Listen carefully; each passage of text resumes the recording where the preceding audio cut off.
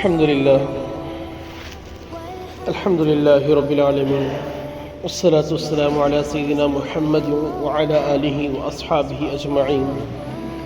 ومن تبعهم بإحسان إلى يوم الدين أما بعد فأعوذ بالله من الشيطان الرجيم بسم الله الرحمن الرحيم أفتطمعون أن يؤمنوا لكم وقد كان فريق يسمعون كلام الله ثم يحرفونه من بعد ما عقلوه وهم يعلمون وإذا لقوا الذين آمنوا قالوا آمنا وإذا خلا بعضهم إلى بعض قالوا وتحدثونهم بما فتح الله عليكم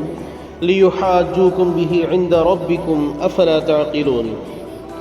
أولا يعلمون أن الله يعلم ما يسرون وما يعلنون صدق الله العظيم وصدق رسوله النبي الكريم ونحن على ذلك لمن الشاهدين والشاكرين والحمد لله رب العالمين.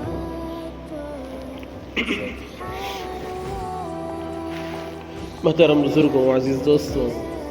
اللہ کے لاڈلے اور پیارے بندوں، الحمدللہ اب تک ہم نے سورۃ البقرہ کے 8 رکوع اور اس پر مزید 3 آیتوں کی تفسیر سن لی. ان آیتوں کے اندر، ان رکوعوں کے اندر شروع کی 5 رکوع میں الگ الگ موضوع پر اللہ تعالیٰ نے وضاحت فرمائی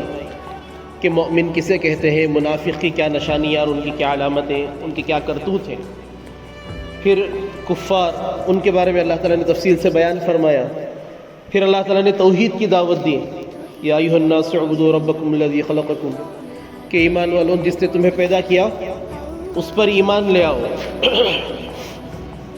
پھر اس کے بعد اللہ تعالیٰ نے الگ الگ نشانیاں بتلائیں. پھر انسان کو پیدا کرنے کے بارے میں تخلیق آدم کی تفصیل چلی.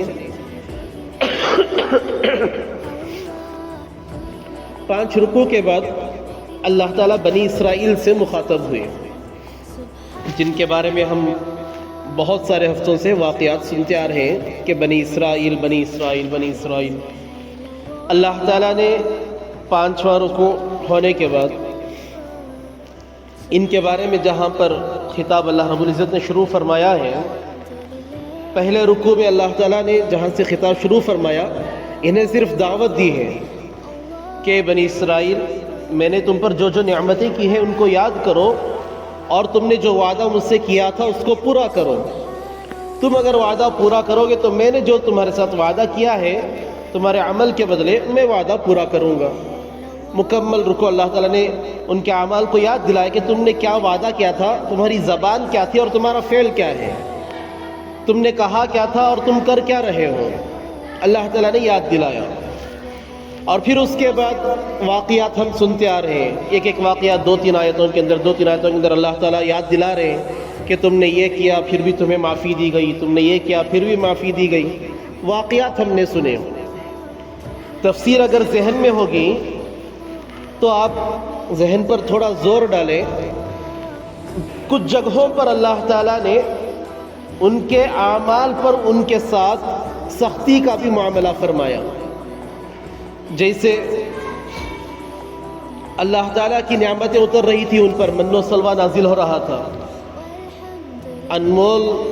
اللہ تعالیٰ کی نعمتیں ہیں، جنت کا دسترخوان اللہ تعالیٰ اتار رہے ہیں، بغیر محنت کے من و سلوہ مل رہا ہے. مگر اس پر بھی انہیں کچھ نہ کچھ سازش کیا سوجھی بوجھی انہیں، اور انہوں نے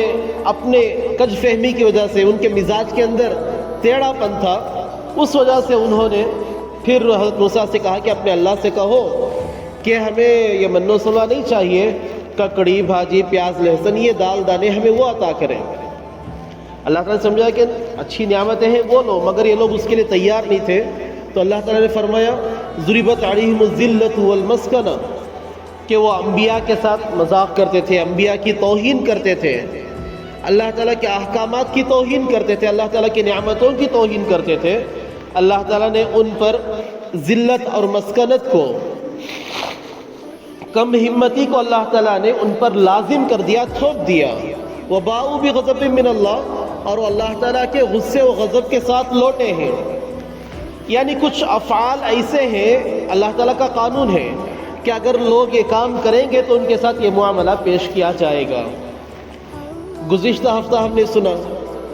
کہ اللہ تعالیٰ نے گائے ذبح کرنے کا حکم دیا، ذبح کرتے کافی تھا مگر نہیں، اس میں ٹال مٹول، سوال پہ سوال، سوال پہ سوال، ٹیڑھے میڑھے سوال کرتے گئے، اللہ تعالیٰ نے پورا کروا دیا سارے۔ اللہ تعالیٰ نے اور سختیاں اس پر عائد کر دی، شرط بہت زیادہ اللہ تعالیٰ نے لگا دی۔ اس کے بعد انہوں نے وہ عمل کیا، مگر پھر بھی وہ لوگ صحیح راستے پر نہیں، تو اللہ تعالیٰ نے کہا کہ احکام دینے کے بعد، پورا کرنے کے بعد پھر بھی اللہ تعالیٰ کے احکامات سے اعراض کرنا، اس پر اللہ تعالیٰ دلوں کو سخت کر دیتے ہیں۔ ثم قست قلوبکم، کہ اللہ کہ تمہارے دل سخت ہو گئے ہیں پتھر جیسے، بلکہ پتھر سے بھی زیادہ سخت، اللہ تعالیٰ کے الفاظ تھے۔ تو اللہ تعالیٰ کے قانون ہیں، کچھ اعمال کی معافی مل جاتی ہے اور کچھ اعمال ایسے ہوتے ہیں جن پر اللہ تعالیٰ سزا ضرور دیتے ہیں۔ اس سے پہلے بھی واقعہ ہم نے سنا کہ ان کے چہروں کو اللہ تعالیٰ نے خنزیر اور بندروں کے چہروں سے بدل دیا تھا،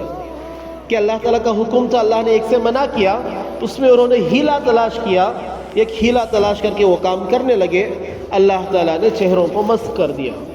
الغرض یہ چیزیں یاد رکھنی چاہیے، کبھی کچھ چیزیں ہیں جس پر اللہ تعالیٰ معافی عطا فرما دیتے ہیں، کچھ غلطیوں کی معافی ہوتی ہے، مگر کچھ غلط ایسی ہوتی ہیں، چاہے وہ کسی بھی قوم سے سرزد ہو، چاہے مسلمان ہم سے ہو، پہلی قوم سے ہوئی تھی، جس سے بھی وہ ہو جائے اللہ تعالیٰ اس کی سزا ضرور دیتے ہیں۔ ان آیتوں کے تحت یہی سمجھنا ہے ہمیں کہ کیا بنی اسرائیل کے ساتھ جو پیش آیا، ہم کہیں اس موڑ پر تو نہیں ہیں۔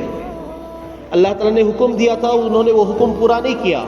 تو ان کو کبھی ملی اور کبھی سزا ملی ہے۔ ہم کس موڑ پر ہیں کہ ہم بھی اللہ تعالیٰ کے احکامات کا مذاق اڑا رہے ہیں، یا اس میں کچھ ہلا ڈھونڈ کر کچھ راستہ نکالنے کی کوشش کی جا رہی ہے؟ یہ سوچنے کی چیزیں ہیں، اس کو سوچنا چاہیے۔ الغرض بنی اسرائیل کے واقعات سنتے آ رہے تھے، 3 آیتوں کی تلاوت کی گئی ہے، اس کا مختصر خاکہ سن لیں۔ اللہ رب العزت اس میں فرماتے ہیں، مسلمان جو مدینے کے اندر تھے، ان کے اطراف اکثر یہود رہا کرتے تھے، تو مسلمانوں کی خواہش تھی کہ یہود ہمارے ایمان میں داخل ہو جائے، یہود بھی اسلام لے آئے، مسلمانوں کی بھی خواہش تھی۔ تب اللہ تعالیٰ نے انہیں یاد دلایا کہ ہم نے تمہیں اتنے قصے سنا دیے ان کے آبا و اجداد کے، یہ ٹیڑھے کے ٹیڑھے ہی رہیں گے، یہ کبھی سدھرنے والے نہیں ہیں، آپ ان سے ایمان لانے کی امید بھی مت رکھو، انہیں چھوڑ دو۔ مسلمان پریشان رہتے تھے کہ یہود کو کس طریقے سے ایمان میں لایا جائے، انہیں کس طریقے سے مسلمان بنایا جائے، مگر کوئی راستہ نظر نہیں آتا، تو مسلمان پریشان رہتے، انہیں ایک غم سوار رہتا تھا۔ ایک مسلمان کو ہونا بھی یہ چاہیے کہ اگر اس کا پڑوسی، اگر اس کا کوئی رشتہ دار، اگر کوئی اس کا بھائی، اگر اس کی کوئی پہچان والا کوئی غلط کام کر رہا ہو، کوئی گناہ کے کام میں مبتلا ہو، تو اس کے دل میں آخری درجہ ایمان کا یہی کہ اس کے دل میں کڑھن ہو، اس کے دل میں تکلیف ہو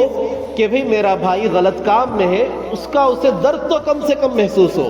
چاہے وہ روکے نہ روکے، وہ اعلیٰ درجہ، آخری درجہ دل میں درد تو ضرور ہونا چاہیے۔ تو مسلمانوں کی یہ حالت تھی، تو اللہ تعالیٰ نے فرمایا کہ وہ ایمان لانے والے نہیں ہیں، یہ بڑے ٹیڑھے مزاج کے لوگ ہیں، یہ کبھی سیدھے نہیں ہو سکتے۔ پھر آگے اللہ تعالیٰ فرماتے ہیں کہ بعض یہودی ایسے ہیں کہ وہ کبھی مسلمانوں سے آتے ہیں تو کہتے ہیں کہ ہم بھی ایمان والے ہیں، یہودی مسلمانوں سے مل کر کہتے ہیں کہ ہم بھی ایمان والے، جسے کہتے ہیں کہ منافق، ظاہری طور پر ایمان دکھانا۔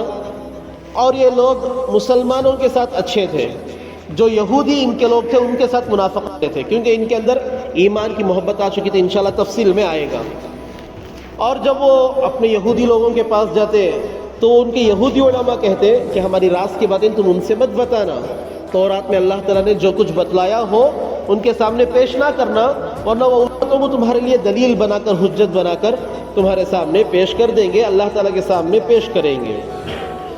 تو اللہ تعالیٰ اس پر فرماتے ہیں 3 آیت کے اندر کہ یہ لوگ جو چھپانے کی بات کرتے ہیں کہ رازوں کو مت بتاؤ، چھپا دو، یہ لوگ کیا جانتے نہیں ہیں کہ اللہ تعالیٰ چھپی ہوئی چیزوں کو بھی جانتا ہے؟ اللہ تعالیٰ جو کچھ وہ چھپائے وہ بھی اللہ تعالیٰ جاننے پر قادر ہے، جو کچھ وہ ظاہر کرے وہ بھی اللہ تعالیٰ جاننے پر قادر ہے۔ وہ چاہے بتائیں یا نہ بتائیں، اللہ اپنے نبی کو بتانے کی قدرت رکھتے ہیں۔